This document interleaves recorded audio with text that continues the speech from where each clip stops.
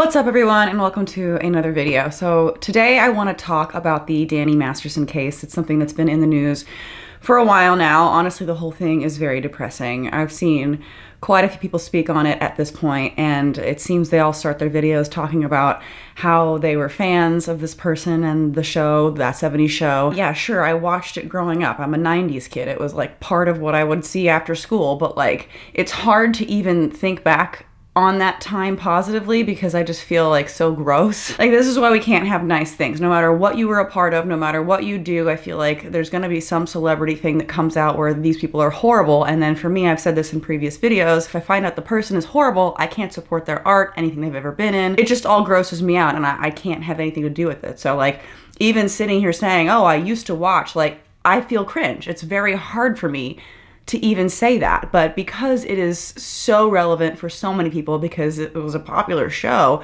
we're all kind of sitting here like disgusted at everything that's going on. And to make matters even worse, if you were like a fan of the show, now Mila Kunis and Ashton Kutcher are supporting Danny Masterson in a very bizarre way. And I get it, whatever, you're friends with somebody, but people that you know IRL can be horrible people. They defended this person after he was convicted, proven guilty, and they still decided to go out of their way to write character letters. You know, the goal would be nothing other than to lessen his sentence, which in my opinion is not supporting the victims, which they claim so heavily to do. So quick recap, Danny Masterson was sentenced to 30 years to life for 2 rapes. He actually was tried for 3, only got officially convicted for 2. And all this, which is something I find to be extremely important and not talked about enough, all this happens within the context of the Church of Scientology, which in my opinion is a very scary cult. And I've said that before, I'll say it again. I think it's a bullshit religion, and I think it's just there for people to, put control onto others. It's a friggin' terrifying organization. Like, there are documentaries about it that you can watch where they will stalk people. They do horrific things. And they scare the shit out of you. They make nobody want to come forward. Actually, it's part of their doctrine, part of their teaching, that you're not allowed to report anybody. You're not allowed to call the police. And if anything happens to you that is wrong, it's actually not, because you create your own reality. One of the prosecutors said the church tells his victims, rape isn't rape, you caused this, and above all, you can't go to law enforcement. One of the victims said, my understanding my entire life was that you can never be a victim. Nothing ever happens to you that you didn't cause. No matter what condition you find yourself in life, no matter how horrible, you are responsible. You created that. What a terrifying, terrifying mindset to live in. A fear that you live in. I mean, there are people that are saying that the church harassed these victims to not come forward, and that's why this case has taken as long as it has. And because of this mentality within the Church of Scientology, the prosecutors understandably argued that Danny Masterson used this as a position of power, that he thought he was protected and could essentially just do it and get away with it. And the way it's set up, it really does lend itself to that, which is really disturbing. Now, I'm gonna go through and actually read the entire letters that Mila Kunis and Ashton Kutcher wrote. I think they're extremely cringy, but there are several things in there that I have to just really highlight. Ashton calls him a role model. Mila says he's got exceptional character. It's really bad. Mind you, they wrote these letters after he received a guilty verdict. This is not like I don't think he did it, therefore I'm writing these character letters to defend this person that I think is being tried unfairly. No, they knew he got a guilty sentence and still wrote these letters. To me, it baffles me. If it were my friend, that is not something I could do. Obviously, they received a lot of backlash for this. I think it's all deserved. And they came out with this really, really cringy apology. Like, it is very bizarre. We will get into analyzing all the different things that I think make it extra weird. It's honestly very uncomfortable to watch. But before I get into that, I really just want to highlight sexual abuse, because that is the premise of this case, right? He raped 3 people, got convicted of raping 2 people, and I don't think people understand how common this sort of thing is. First of all, I want to put this number out there. If you or anybody you know feels the need to contact the National Sexual Assault Hotline, it is confidential 24/7. Now, some important and frankly pretty terrifying information.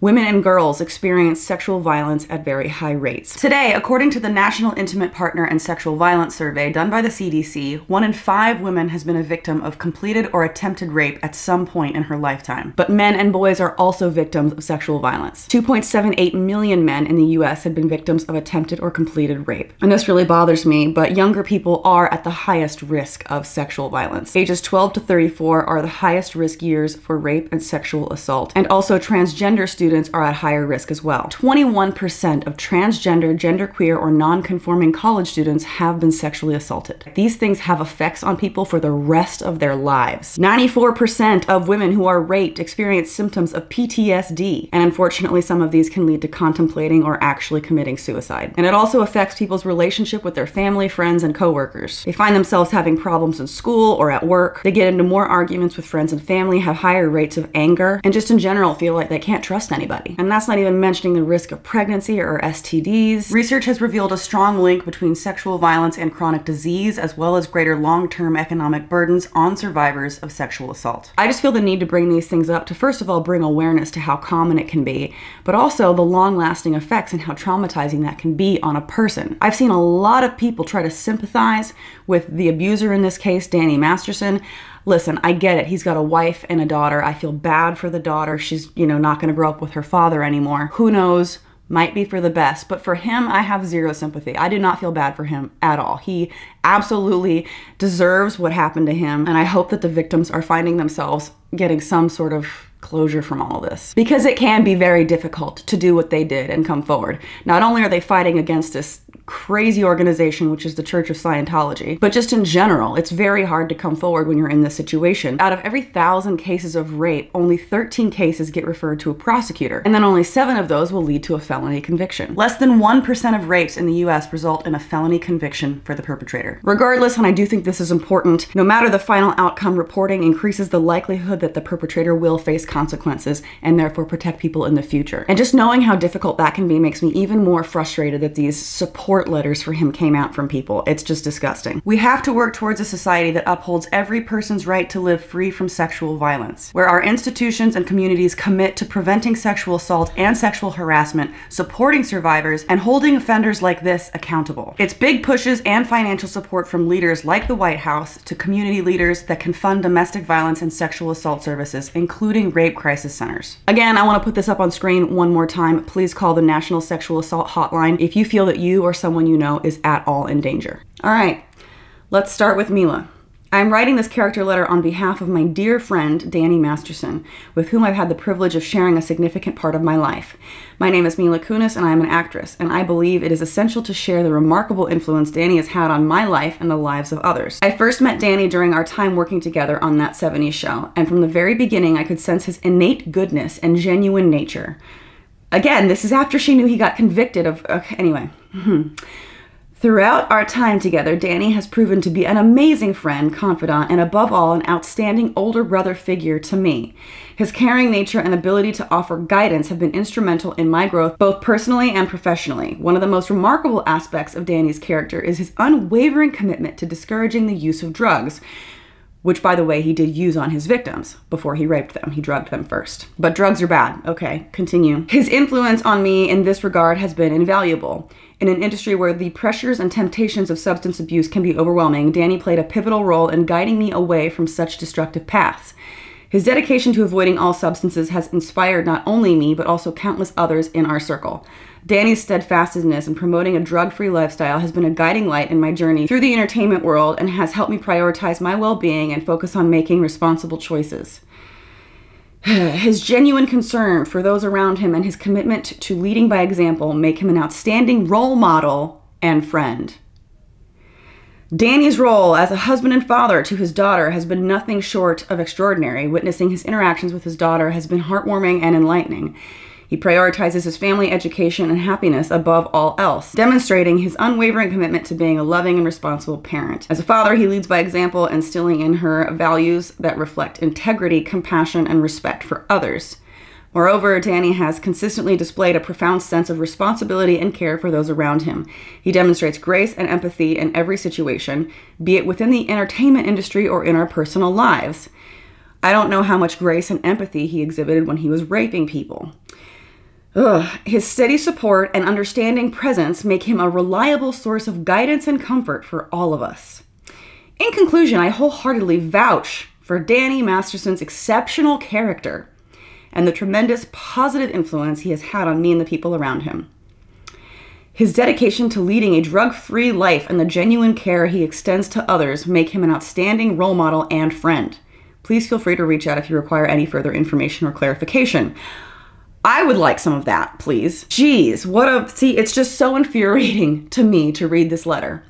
So infuriating. The amount of emphasis put on the drug-free stuff, to me, is weird. That just doesn't seem natural, and it seems like that was just such a talking point throughout this entire letter, and I believe we'll see it again in Ashton's. It's just like, are you trying to point that out over the top because you know that part of his rape included drugging his victims first? Is that like supposed to make the judge question? Like, I don't know. Moving on. My name is Ashton Kutcher. I'm an actor, investor, philanthropist, and most importantly, a father.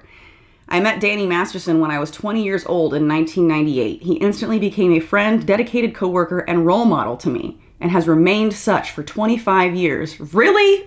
Even now? I want to find some better role models. Like, it's honestly making me question Ashton and like who he is as a person, if this is who he sees as a role model. Anyway, as a friend, Danny has been nothing but a positive influence on me. He's an extraordinarily honest and intentional human being. Over 25-year relationship, I don't ever recall him lying to me. What a weird thing to say. I don't ever recall him lying to me. I guess you're covering your ass if like something happens one day and it's outed that he did lie to you about something. I mean, he must have lied to you about raping people, unless he told you about that. Well, I didn't ask. I'm just very frustrated, I'm sorry. I'm sure that there was a conversation about that. These allegations have been going on for a while. Also, it seems like a very childish thing to say, like, he's a great person, I don't think he's ever lied to me. Okay, I need to move on. He's taught me about being direct and confronting issues in life and relationships head on, resolving them and moving forward. Danny is a person that is consistently there for you when you need him. We've traveled around the world together, raised our daughters together, and shared countless family moments. Not only is he a good friend to me, I've witnessed him be a good friend to others and the kind of brother others would be lucky to have. As a role model, Danny has consistently been an excellent one. Jesus. Consistently? Still? Like, this is weird. Did they write these letters? Or is this some sort of, like, is there a gun to their head from the Church of Scientology? I need to know. Again, more drug stuff. I attribute not falling into the typical Hollywood life of drugs directly to Danny. Anytime that we were to meet someone or interact with someone who was on drugs or did drugs, he made it clear that that wouldn't be a good person to be friends with. And for me, that was an implication that if I were to do drugs, he wouldn't want to be friends with me, which is something I never would want to risk or jeopardize. I am grateful to him for that positive peer pressure. He also set an extraordinary standard around how you treat other people, except for when he's raping them. I'm so sorry, this is so infuriating. There was an incident where we were at a pizza parlor and a belligerent man entered who was berating his girlfriend. We had never met or seen these people before, but Danny was the first person to jump to the defense of this girl. Oh, what a knight in shining fucking armor. It was an incident he didn't have to get involved in, but proactively chose to because of the way this man was behaving was not right. He's always treated people with decency, equality, and generosity, except for, I'm not gonna keep saying it. After 9/11, Danny was a huge advocate for support of the firefighters affected by the event, rallying his friends and coworkers to pitch in however they could. Danny had his daughter a year before I had mine. He set a standard of being a hands-on dad. We have spent countless hours together with our kids, and he is among few people that I would trust to be alone with my son and daughter. I am sorry, someone call CPS. Like, if someone's a convicted rapist, maybe you shouldn't leave them alone with your children. Just a thought. Holy shit. He's also a dedicated and loyal husband with unwavering commitment to his wife. What is this unwavering? This is like the third time I've seen this word between the two letters.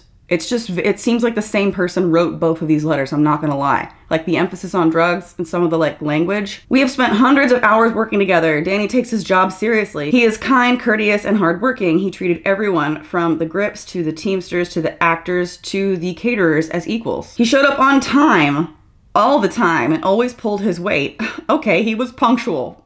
Don't sentence him to many years in prison. He's always on time and he never lies.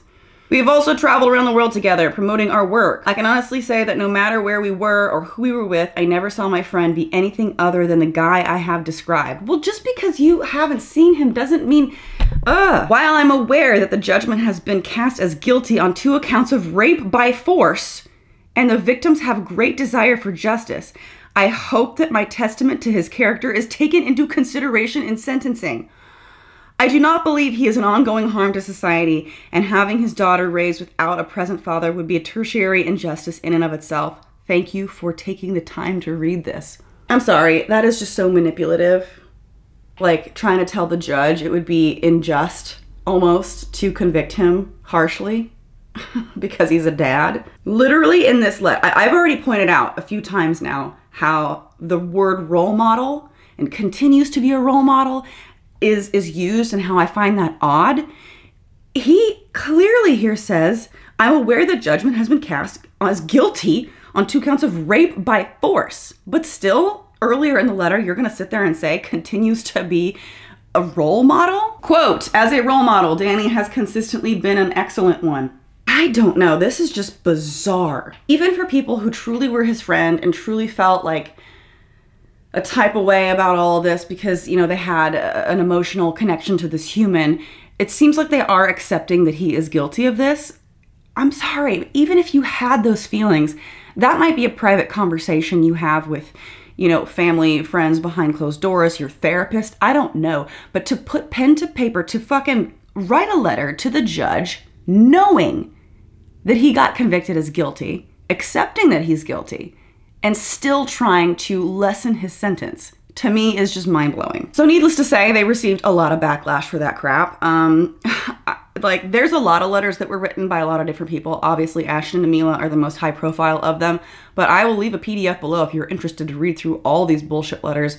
They're all there, along with the statistics that I mentioned earlier on sexual assault. If you would like to learn more about that, I will leave a link as well in the description. So among the backlash that they received after these terrible letters, this surfaced online. So one of the victims actually shared this. Dear Ashton, I know the secrets your role model keeps for you.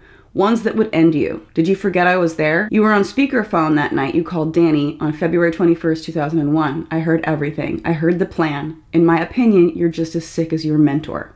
So it is believed that this is a reference to a murder, actually, that happened of Ashton's ex-girlfriend. Now, the man that committed the murders is already behind bars, has been found guilty and proven. So there is that, but the story that I've been seeing online is that Ashton found her and then didn't report anything because of advice that was given to him by Danny. All of it is speculative though, so I don't really want to put anything out there as like hard facts, but I'm guessing that that's what this is in reference to. Dear Mila, I pray you begin to process what you experienced as a child on that set. Your old interviews are very telling. I encourage everyone to watch them and decide for yourself what you hear and see. Do so before they get scrubbed from the internet. I also know what happened in Toronto and after. Question, if that's what you view as a normal relationship with a big brother figure, then I feel very sad for you, and I hope you consider getting into therapy. You almost forget that I was there the whole time, those first 5 years of that 70s show. I remember everything. I don't know exactly what she's referring to with Toronto, but I do know that Mila lied about her age to get on the show. She said she was older than she was, and I believe she was only 14 at the time. All of it's very weird, and I found that post to be very interesting, to say the least. So in response to all the backlash, including that, they sat down and came out with the weirdest apology video I've ever seen. I'm surprised they didn't Colleen Ballinger it and pull out a ukulele. I think only that could have possibly made this any worse. We are aware of the pain that has been caused by the character letters that we wrote on behalf of Danny Masterson. This is like a small gripe, but to say we're aware of the pain that the letters caused instead of the pain that we caused, it's the letters that we wrote. It just, to me, feels like it's a degree of separation from accountability. We support victims. We have done this historically through our work and will continue to do so in the future. I just find it very hard to go along with the whole we support victims thing when y'all directly did something to try to lessen the sentence of someone. That is not in any way supporting the victims. That is supporting the perpetrator. A couple months ago, Danny's family reached out to us and they asked us to write character letters. I mean, was it Danny's family or the Church of Scientology? To represent the person that we knew for 25 years. so that the judge could take that into full consideration relative to the sentencing. So yeah, they're fully aware that the judge is going to take your letters into consideration. You're trying to lessen the sentence. So please stop acting like you're supporting victims. You are supporting the rapist. The letters were not written to question the legitimacy of the judicial system or the validity of the jury's ruling. No, so you believe all of that, but you just didn't want him to get in as much trouble. Yeah, I get it. They were intended for the judge to read, and not to undermine the testimony of the victims or re-traumatize them in any way. We would never want to do that. And we're sorry if that has taken place. But it is meant to undermine the victims because, like I said, you're trying to lessen the sentence. Also, he literally just said it wasn't meant for anybody to see. Like, he thought, both of them thought they could write these letters and that it would not be made public.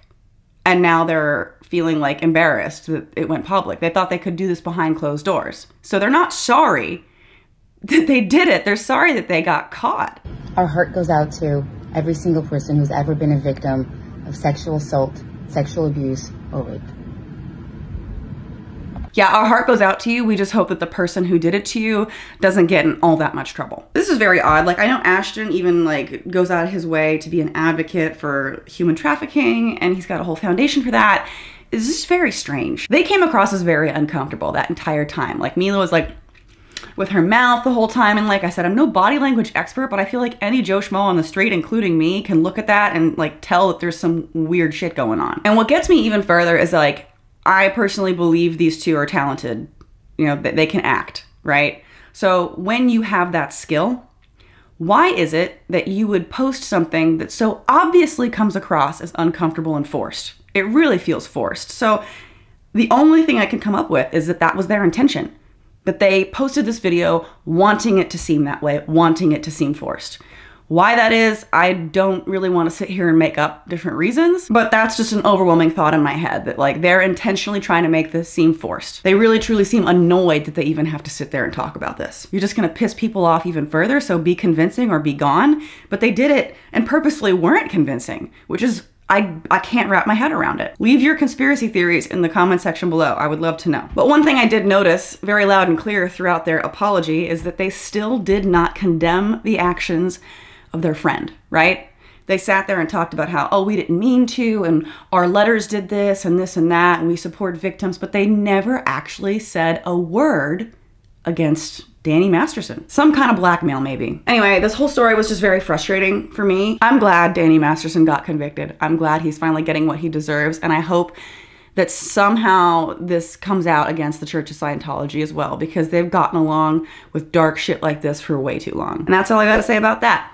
Thanks for watching. Subscribe if you haven't. Like this video, share it if you agree, leave a comment below, let me know all your thoughts, and I'll see you in the next one. Bye. Psh.